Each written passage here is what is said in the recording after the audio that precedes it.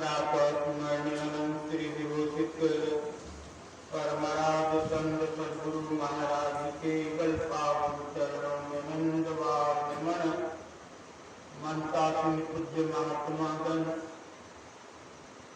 सम्मानीय साधु समाज समादरणीय सज्जन वृंद परमादरणीय माताओं की आप सबों के चरण कमलों में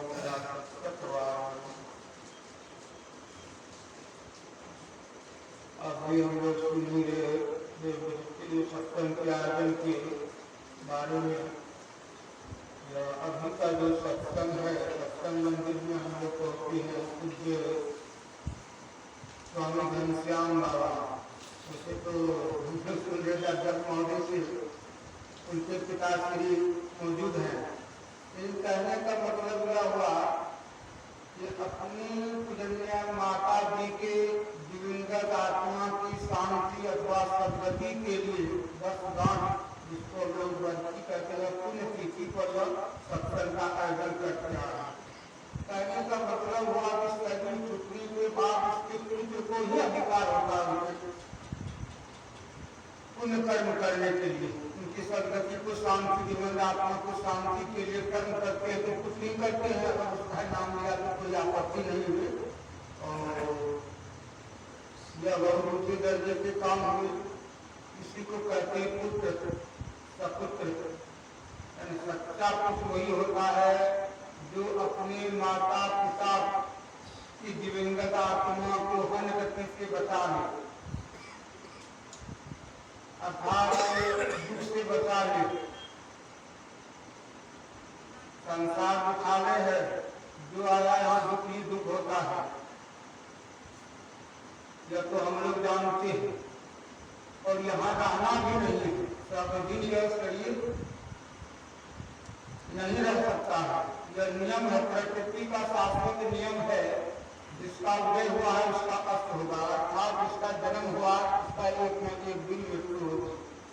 अब होती है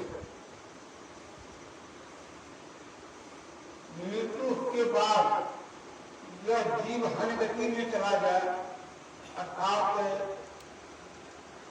84 में चला जाए, यही सबसे बड़ा दुख है। इसी से बचने के लिए हम लोग अनेक तरह के कर्म करते हैं या कराते हैं। लेकिन संतों का संकेत है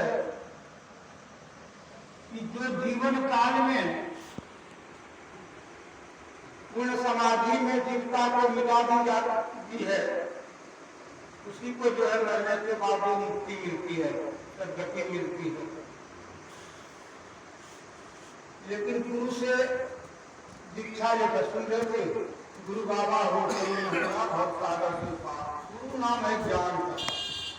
ज्ञान अगर हो जाए, आपकी ज्ञान हो जाए, कहने का मतलब गुरु से टेकाए आत्मा कबू होती न जाए।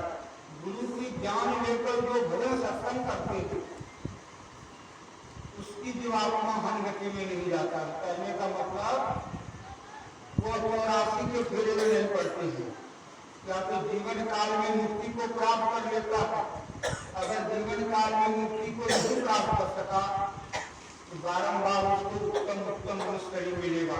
तब तक मिलती रहेगा जब तक कि वो अपनी पूर्ण शांति को प्राप्त नहीं करेगा। परम प्रभु परमात्मा को जब तक नहीं प्राप्त करता है, तब तक जो है बारंबार उसको जो है मनुष्य ही मिलता है।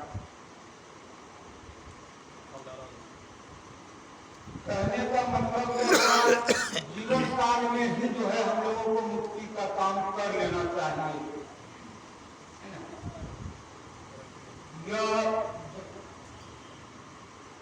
तो कल तुलसीदास जी महाराज रामायण में लिखा है कि बड़े भाग मानुष तन पावा, सुर दुर्लभ सब ग्रंथ ही गावा, साधन धाम मोक्ष कर द्वारा पाई जो लो परलोक सहारा। यह शरीर जो मिला है इसमें साधनों का धाम है और मुक्ति प्राप्त करने का मार्ग इसी शरीर के अंदर है। इसलिए शरीर को पाकर जिसने मुक्ति को नहीं प्राप्त किया, मुक्ति के कार्य को नहीं संभाला, तो परम दुख पावई, फिर धुरी धुरी पछताए, कार ही कर्म ईश्वरी मिथ्या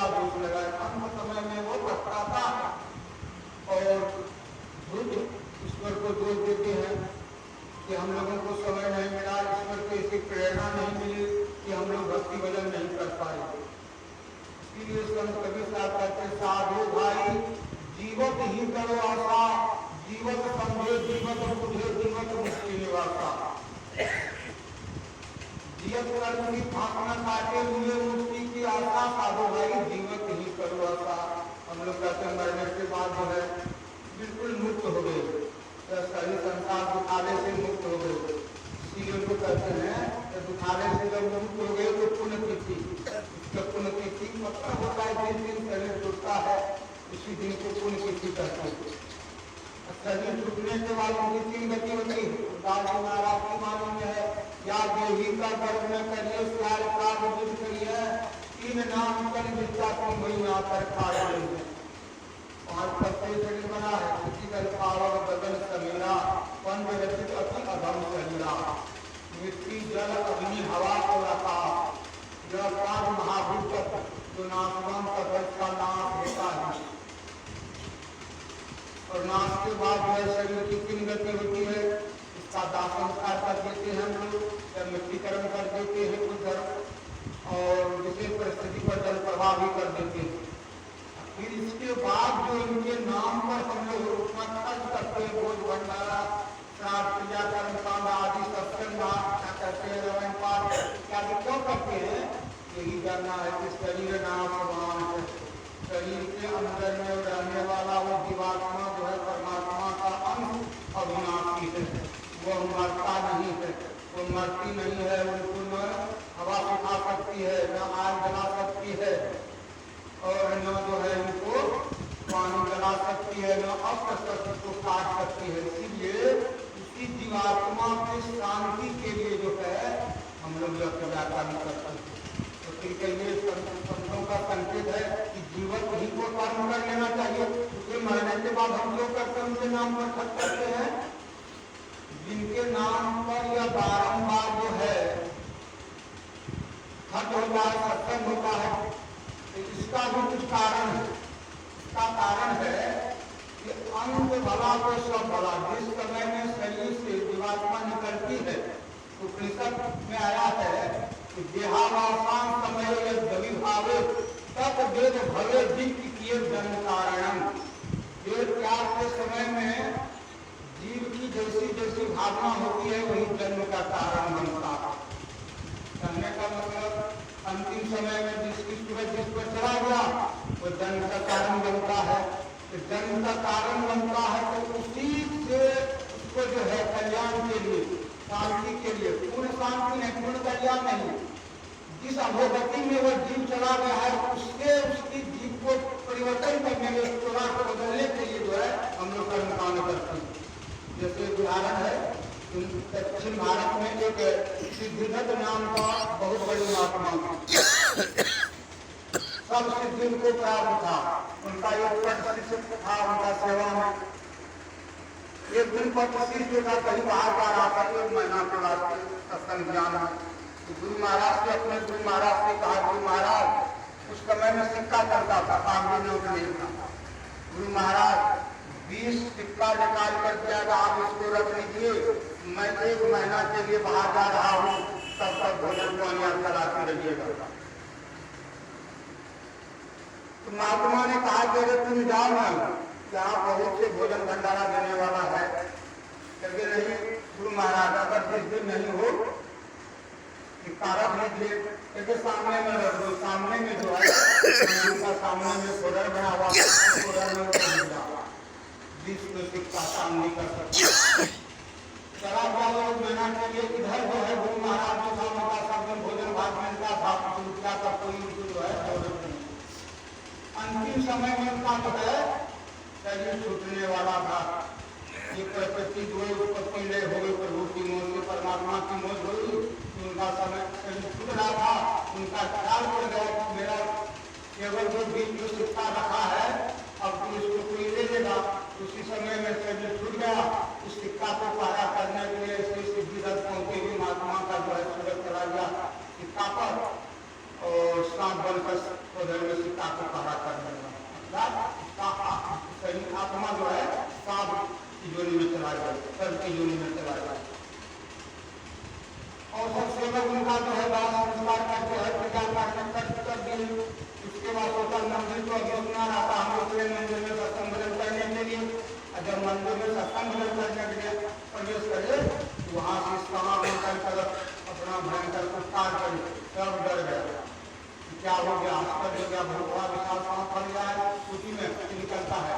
सब उसी को छोड़ दिया, मंदिर को छोड़ दिया। 1 महीना के बाद उसका पत्नी जब वापस आया, तब उनको कहने लगा, देखो जो तुमको चला गया, गुरु महाराज को छोड़ दिया, और जिस दिन से शरीर छोड़ दिया, मंदिर हम लोग आते हैं, 10 साल जो है वो सब जाता है, मंदिर को छोड़ दिए। पहुंचा हुआ शेष था, थोड़ा अंतर ध्यान में बैठा कि उनको देखा अपने स्मरण से ध्यान में कि मेरा गुरु महाराज जो था, मेरा सिक्का पर उनका ख्याल चला गया, अभी सिक्का पर ख्याल चला गया, इसीलिए वो सांप बनकर जो है सहारा कर रहा है। धन से जिसकी आसक्ति होती है, पहले जमाना में लोग चांदी सिक्का सोना बराबर को गाड़ कर रखता था, घड़ी में या किसी में गाड़ कर रखता था, जब उसका शरीर खुल जाता था तो वो सर बनकर सहारा करता था। इसीलिए उसका गुरु महाराज सब परेशान बन गया था, सब दिन में चला गया। तो वो शिष्य जो था ध्यान में जब था और सब लोगों से कहने लगा सत्संग से, एक काम करो, गुरु महाराज का शरीर को चला गया स्वर्ग जोनी में, उसके छुटकारा मिलेगा, हम लोग जो है सबका ज्ञान साधना यहाँ आयोजन करना करो। 7 दिन तक ज्ञान पहाड़ में रहकर ज्ञान सत्संग भजन किया।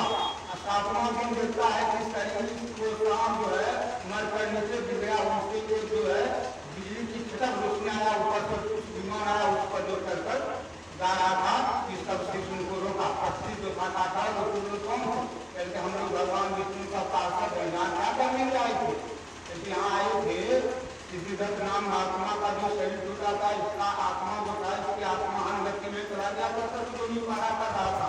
तुम लोग जो इसको कथा सुनाया, सत्संग सुनाया 7 दिन तक, इनकी आत्मा की कल्याण हो गया, अब ये जा रहा है जरूर। कहने का मतलब इसीलिए जो हम लोग सत्संग भजन ध्यान उनके नाम पर करते हैं। कहीं वो जीवात्मा जिस जोनी में है, पशु पक्षी कितने आदमी जिस जोनी में है, उसकी कामों में अगर यह धन करता जाती है, थोड़ा बदलता है, लेकिन संतति नहीं मिलती है, मुक्ति नहीं मिलती है।